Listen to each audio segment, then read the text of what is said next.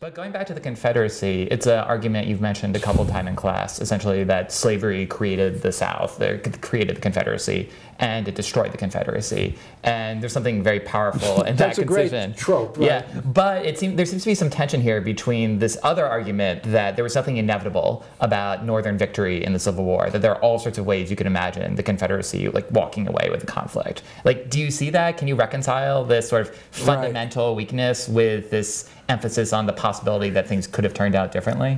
Well, you're asking me to decide which is more important, structure or contingency, right? This particular structure, though, so what not do you just think? structure Which is more important? No, the thing is, nothing is inevitable until it happens. In other words, one can, one can imagine scenarios that would have led to Confederate victory. One can imagine them. It would have been, the odds were against them, but things have happened against the odds throughout history. I asked in one of the discussion sections, what would have happened? Let's imagine the Confederacy at the beginning of the war had emancipated and armed the slaves. Let's say they took the initiative. They said, we can't fight a war like this.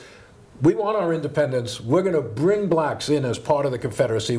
I'm sure there were plenty who would be happy and promise them freedom. I'm sure there would have been plenty who would have been happy to do that. Maybe they would have won if they'd done that. Maybe their army, they would have dealt with their manpower problems. Maybe they would have dealt with their internal problem with the slave population. But obviously, this was not something that they were likely to do. As McCurry shows, even at the very, very, very end of the war, they were still kicking and screaming about arming a few black soldiers. So, this is easy to say in theory, but it's not likely to have happened in practice.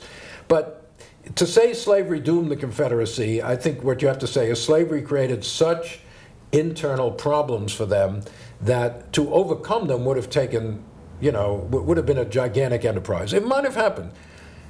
The only way the Confederacy could have won, and this is what Robert E. Lee understood very well, why he invaded Maryland, why he invaded Pennsylvania, was for Northerners to give up the conflict. In other words, the war was not won or lost only on the battlefield.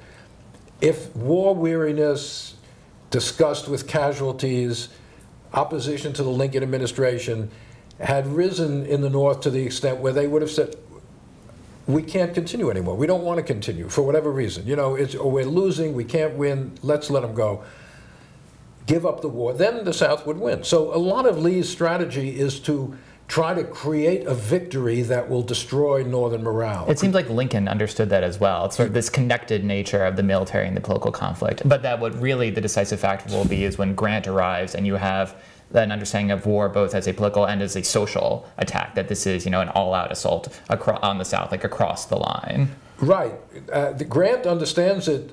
But although Grant is not, he's political to the extent that he understands there is a political dimension to the war. But it seems like there's sort of this complementary visions, like Lincoln's understanding of the politics of military conflict and Grant's more totalizing vision of military strategy than what Lee has. But Grant did not appreciate that the Northern public was